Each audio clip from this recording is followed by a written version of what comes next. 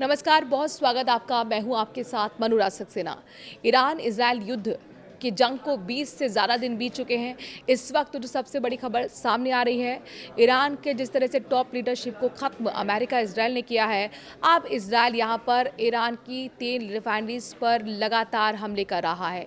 अभी हाल ही में इजराइल ने जिस तरीके से ईरान के सबसे बड़े ऑयल फील्ड सेंटर पर हमला बोला, उसके बाद ईरान ने ताबड़तोड़ गल्फ कंट्रीज़ पर निशाना बनाया है, उनकी एनर्जी सेंटर्स को, तेल रिफाइनरीज़ को, गैस रिफाइनरीज़ को, और कई ऐसे प्रोडक्शन है कि ख़त्म हो चुके हैं, बंद हो चुके हैं, और कई जगह तो आग भी धधक रही है। गोले बारूद जैसा वहाँ पर माहौल दिख रहा है, धमाके पे धमाके हो रहे हैं, चाहे वो यूएई, सऊदी अरब, कुवैत और कतर की एनर्जी सेंटर, तेल रिफाइनरी को ईरान ने अपना निशाना बनाया। यानी कि कुल मिलाकर एक दूसरे को आर्थिक नुकसान पहुंचा रहे हैं ये देश। और ऐसे में गल्फ कंट्रीज़ को लेकर भी जानकारी मिल रही है कि बहुत जल्दी गल्फ कंट्रीज़ भी अब रिटेलिएट ईरान पर कर सकते हैं। यानी कि अब ये कुल मिलाकर जंग विनाशकारी हो रही है। लेकिन इन सब के बीच में एक बहुत बड़ा दावा पूर्व आरए रॉ के अधिकारी जो हैं उनकी तरफ से आया है, और उन्होंने कहा है कि जंग में जीतेगा ईरान। पूर्व रॉ चीफ ने ये चौंकाने वाला दावा किया है। उन्होंने दावे के पीछे क्या कारण बताए हैं, ये आपको मैं इस वीडियो में बताने वाली हूँ। तो मिडिल ईस्ट जंग के बीच पूर्व रॉ प्रमुख अमरजीत सिंह दुलत ने बड़ा बयान दे दिया है। उन्होंने बोला कि ईरान के साथ भारत के पुराने संबंध और उसकी जीत की संभावना है। मिडिल ईस्ट में चल रही जंग के कारण दुनिया भर में ऊर्जा संकट गहराता जा रहा है।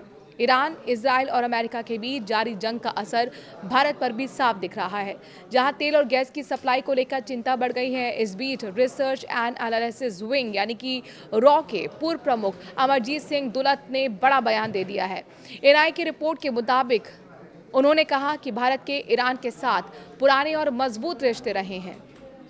अमरजीत सिंह दुलत ने कहा कि हम हमेशा ईरान के साथ रहे हैं और हमेशा हमारे संबंध काफ़ी पुराने रहे हैं। इसके साथ ही उन्होंने ये भी कहा कि मौजूदा हालात में अमेरिका और इजराइल के साथ चल रहे संघर्ष में ईरान की जीत हो सकती है। हालांकि उन्होंने इस पूरे घटनाक्रम को दुर्भाग्यपूर्ण भी बताया और कहा कि जो कुछ भी हो रहा है वो चिंताजनक है। ये बयान ऐसे समय में आया है जब मिडिल ईस्ट में बढ़ते हमलों के कारण वैश्विक स्तर पर तेल और गैस की कीमतों में उछाल का खतरा बना हुआ है। क्रूड ऑयल जब से जंग शुरू हुई है पिछले 18 से 20 दिनों में 40 से 45 का उछाल देखने को मिला, और अब क्रूड ऑयल की जो कीमतें हैं बढ़कर जो 67 कभी हुआ करती थी 15-20 दिन पहले, अब वो 115 प्रति बैरल पहुंच चुकी हैं, जिसका असर भारत समेत कई देशों पर पड़ सकता है। कई ऐसे यूरोपियन कंट्रीज है जहां पर पेट्रोल डीजल के दाम बढ़ गए हैं, महंगाई बढ़ गई है।